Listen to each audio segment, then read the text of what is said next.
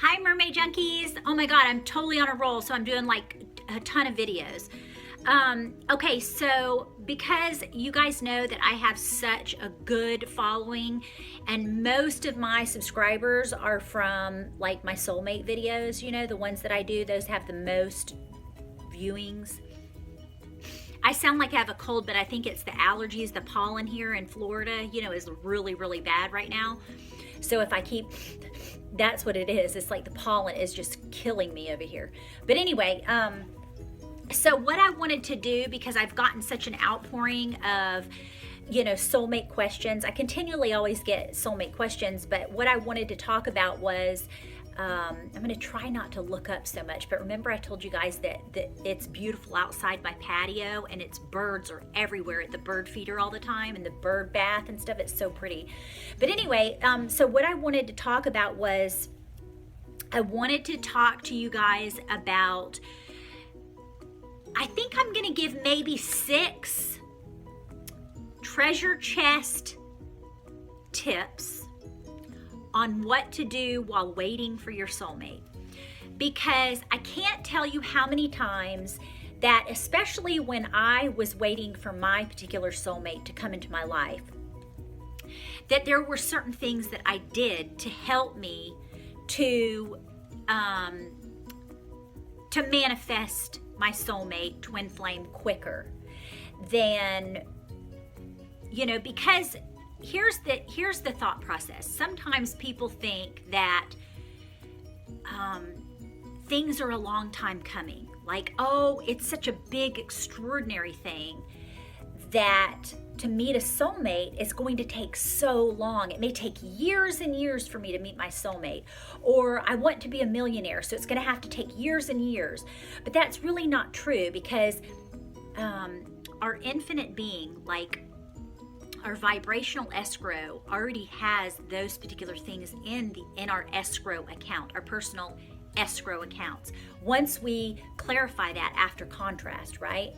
So what I wanted to talk about was, like I said, a couple of tips that's going to help you maybe to kind of get through those ebbs and flows of feeling like, you know, because when we're waiting for our soulmate and we're waiting to align for that person, sometimes we can become too eager, and we go action oriented, and then other times we can feel despair, and we might think that we want to give up because we're tired of waiting for it.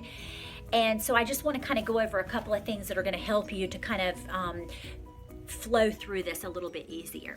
So one of the things that I did was, if I felt like, you know, when I was doing focus wheels and stuff, and because we want this particular thing in our life, this desire is so great within us, is to have our soulmate and our twin flame, is that we become completely, almost addicted to the thoughts of creating and wanting to meet that soulmate. So we become overly zealous with our thoughts and wanting to manifest this particular thing at a very rapid pace, right? So what I did, and what's a really good thing to do, is that when you're waiting for your soulmate and you feel like there's like a little bit of angst coming into your vibration about meeting your soulmate, like you're starting to get anxiety maybe, or a little irritable or upset, or like, why isn't it coming, you know? Because I know that I had those moments or those days in the very beginning when I first was very, very much wanting to manifest my soulmate. I would start to get frustrated because I'm like, what the freak is taking so long? You know?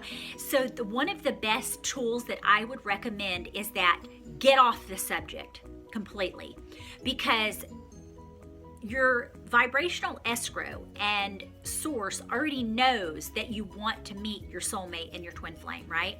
So you don't have to keep that going, that thought process going all of the time, because it's already in there. No one's going to come and take it from you. No one's going to get your soulmate before you are. No one's going to, you're not going to slide in, you know, at the last minute, and it's not going to be time, and you're going to miss out your soulmate.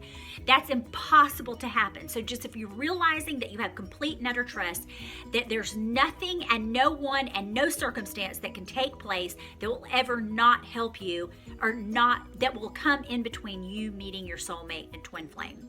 So if you can recognize that, that will help calm your nerves a little bit. Just know that it's there. He's yours, she's yours. No one's going to come in and take them. No one's going to die before they get there. You're going to have your soulmate and your twin flame. So if you can rest assured in that particular situation, you'll be fine. That's going to help you. That's one. The second one is, when I say don't think about it, think about something else.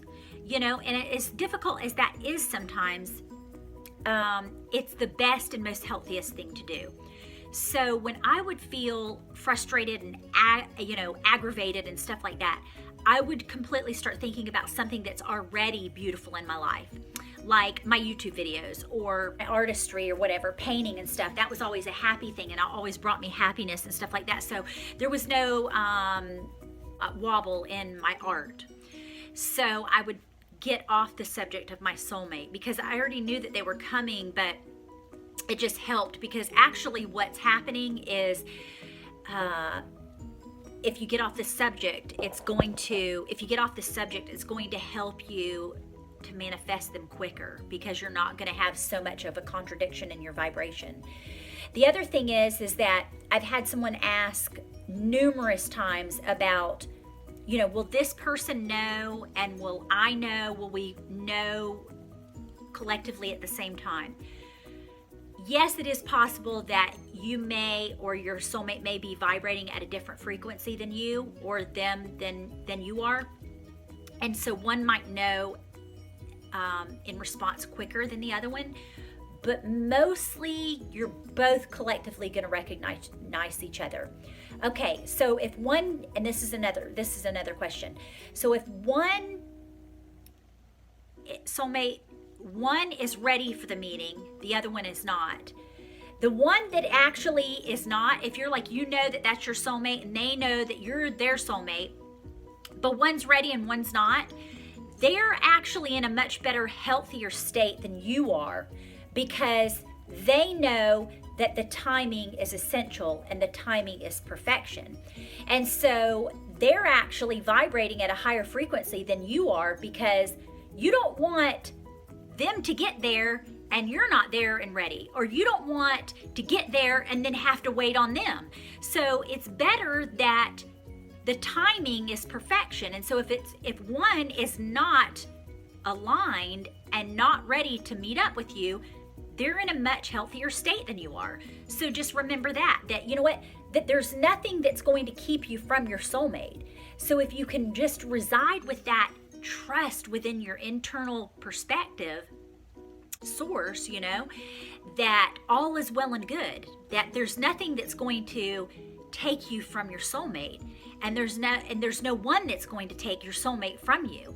So I think that that's some of the biggest things I think that I experienced when I was waiting and manifesting my soulmate, is that you go through all these emotions and you start to get distrusting, and you start to think, oh my gosh, what if someone meets them, or you start getting angst in your vibration, but it's just you having contradicting thoughts that's not lining up with what source believes and knows that this has already transpired. That you haven't physically acted yet, but vibrationally it's already happened. You've already been with your soulmate. So there's no way that you can't collide with your soulmate. So I think if you can remember those couple of things, that will be something that's going to really, really help you to just be calm and, just resign to know within your soul that you are going to be with your soulmate and your twin flame. So I hope that these steps, these little things that helped you, I think I'm going to do a couple more, but I need to go charge my phone because my battery is about to die. So as always, I hope you have a wonderful weekend. And as always, I'm yours until my next swim. Ciao.